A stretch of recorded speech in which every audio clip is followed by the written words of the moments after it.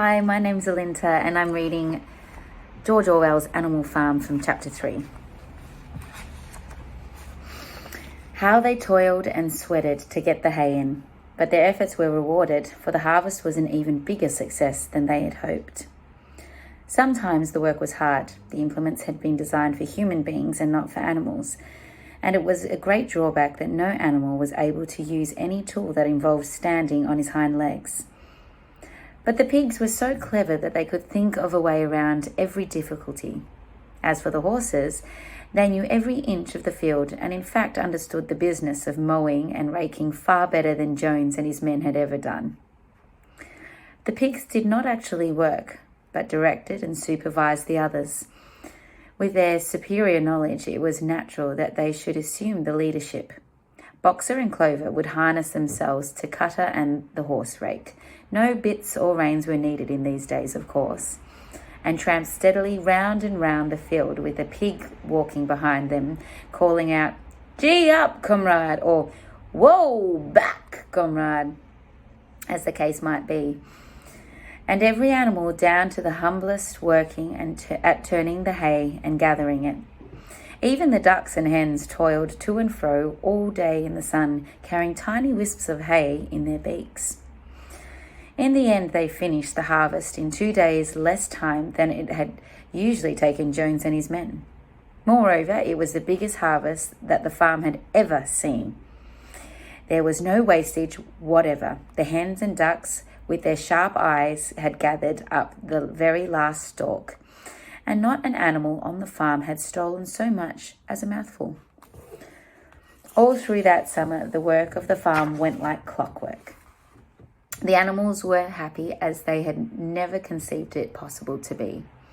Every mouthful of food was an acute positive pleasure, now that it was truly their own food, produced by themselves and for themselves, not doled out to them by a grudging master.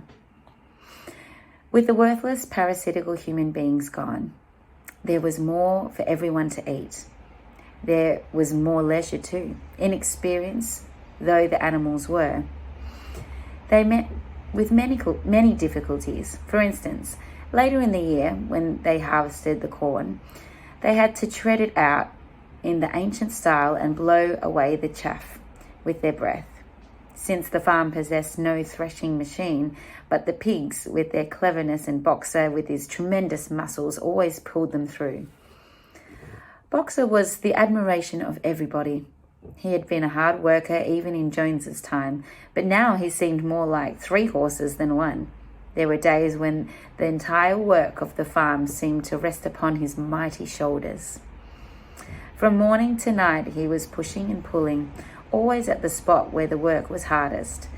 He had made an arrangement with one of the cockerels to call him in the mornings half an hour early than anyone else, and would put in some volunteer labour at whatever seemed to be most needed before the regular day's work began. His answer to every problem, every setback was, "I will work harder," which he had adopted as his personal motto. But everyone worked according to his capacity. The hens and ducks, for instance, saved 5 bushels of corn at harvest by gathering up the stray grains. Nobody stole, nobody grumbled over his rations. The quarrelling and biting and jealousy, which had been normal features of life in the old days, had almost disappeared. Nobody shirked, or almost nobody. Molly, it was true, was not good at getting up in the mornings, and had a way of leaving work early on the ground that there was a stone in her hoof. And the behaviour of the cat was somewhat peculiar. It was soon noticed that when there was work to be done, the cat could never be found. She would vanish for hours on end and then reappear at meal times or in the evening after work was over, as though nothing had happened. But she always made such excellent excuses and purred so affectionately that it was impossible not to believe in her good intentions. Old Benjamin, the donkey, seemed quite unchanged since the rebellion. He did his work in the same slow, obstinate way he had always done it in the Joneses' time, never shirking and never volunteering for extra work either. About the rebellion and its results, he would express no opinion. When asked whether he was not happier now that Jones was gone, he would say only, "Donkeys live a long time. None of you have ever seen a dead donkey."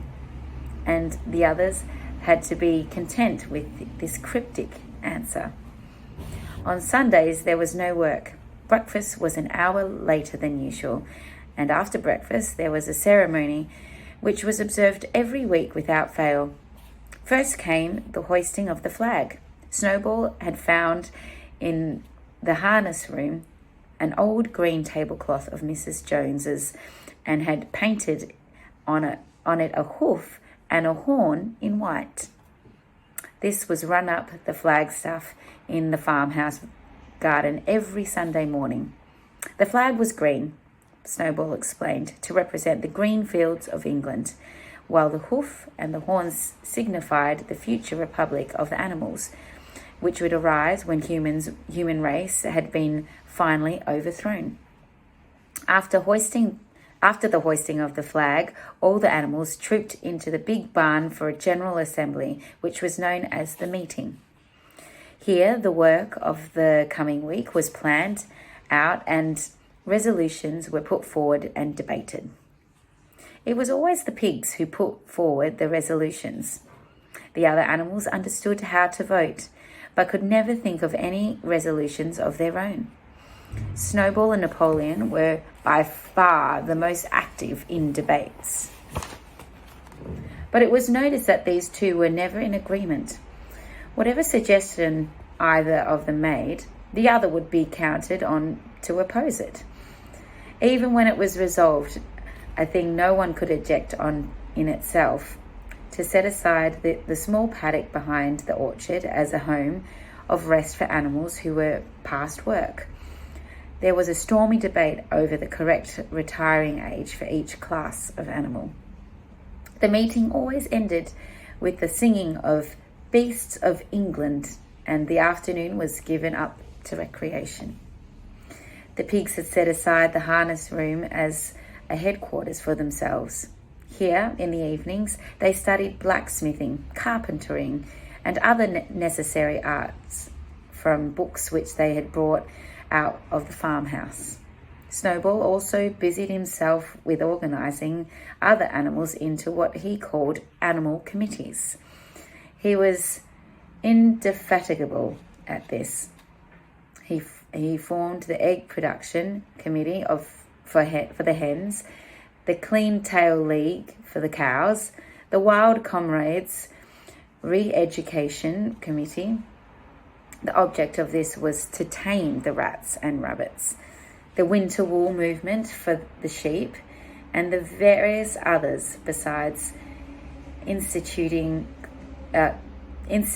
classes in reading and writing.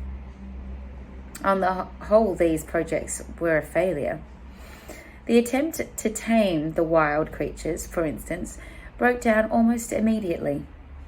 They continued to behave very much as before, and when treated with generosity, simply took advantage of it.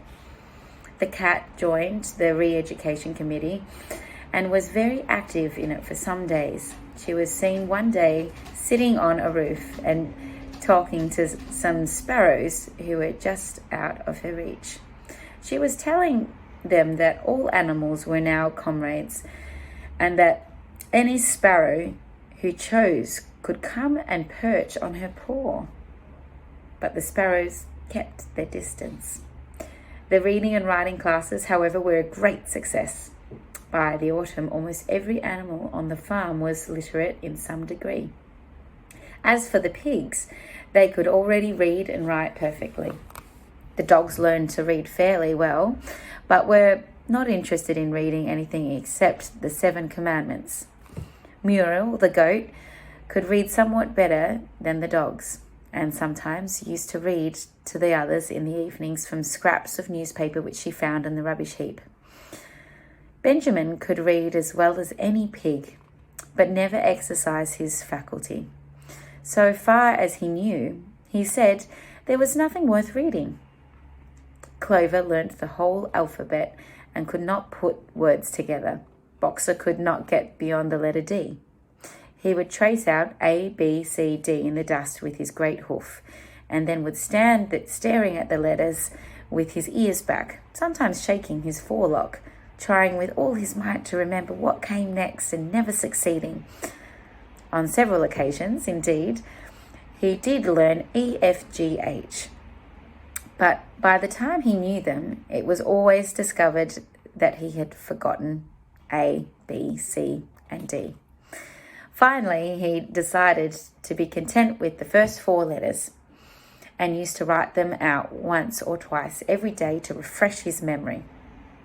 Molly refused to learn any but the 5 letters which spelled her own name. She would form these very neatly out of the pieces of twig, and would then decorate them with a flower or two and walk round them, admiring them. None of the other animals on the farm could get further than the letter A. It was also found that the stupider animals, such as the sheep, hens, and ducks, were unable to learn the 7 commandments by heart. After much thought, Snowball declared that the 7 commandments could in effect be reduced to a single maxim, namely, 4 legs good, 2 legs bad. This, he said, contained the essential principle of animalism. Whoever had thoroughly grasped it would be safe from human influences. The birds at first objected, since it seemed to them that they had also had 2 legs, but Snowball proved to them that this was not so. A bird's wing, comrades, he said, is an organ of propulsion and not of manipulation. It should therefore be regarded as a leg. The distinguished mark of man is the hand, the instrument with which he does all his mischief. The birds did not understand Snowball's long words, but they accepted his explanation, and all the humbler animals set to work to learn the new maxim by heart. 4 legs good, 2 legs bad was scribed on the end wall of the barn, above the 7 commandments and in bigger letters. When they had once got it by heart, the sheep developed a great liking for this maxim, and often as they lay in the field they would start bleating, 4 legs good, 2 legs bad. 4 legs good, 2 legs bad, and keep it up for hours on end, never growing tired of it. Napoleon took no interest in Snowball's committee. He said that the education of young was more important than anything that could be done for those who were already grown up. It happened that Jessie and Bluebell had both whelped soon after the hay harvest, giving birth between them to 9 sturdy puppies. As soon as they were weaned, Napoleon took them away from their mothers, saying that they would make himself responsible for their education.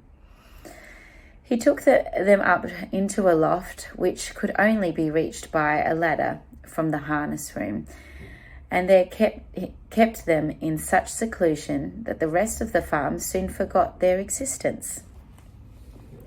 The mystery of where the milk went to was soon cleared up. It was mixed every day into the pig's mash. The early apples were now ripening, and the grass of the orchard was littered with windfalls. The animals had assumed as a matter of course that these would be shared out equally. One day, however, the other went forth that all the windfalls were to be collected and brought to the harness room for the use of the pigs. At this point, the other animals murmured, but it was no use. All the pigs were in full agreement on this point, even Snowball and Napoleon. Squealer was sent to make the necessary explanations to the others. Comrades, he said, You do not imagine, I hope, that we pigs are doing this in a spirit of selfishness and privilege. Many of us actually dislike milk and apples. I dislike them myself. Our sole object in taking these things is to preserve our health. Milk and apples, this has been proved by science, comrades, contain substances absolutely necessary to the well-being of a pig. We pigs are brain workers. The whole management and organisation of this farm depend on us. Day and night we are watching over your welfare. It is for your sake that we drink that milk and eat those apples. Do you know what would happen if we pigs failed in our duty? Jones would come back. Yes, Jones would come back. Surely, comrades, cried Squealer almost pleadingly, skipping from side to side and whisking his tail. Surely there is no one among you who wants to see Jones come back. Now, if there was one thing that the animals were completely certain of, it was that they did not want Jones back. When it was put to them in this light, they had no more to say. The importance of keeping the pigs in good health was all too obvious. So it was agreed without further argument that the milk and the windfall apples and all the main crop of apples when they ripened should be reserved for the pigs alone.